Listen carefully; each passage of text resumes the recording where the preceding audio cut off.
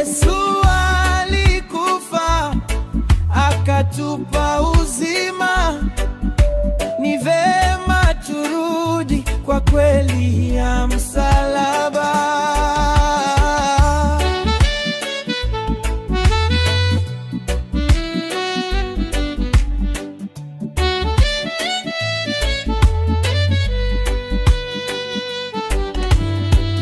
Wanasema wamependwa, hawajui upendo, urefu na upana, marefu na kina.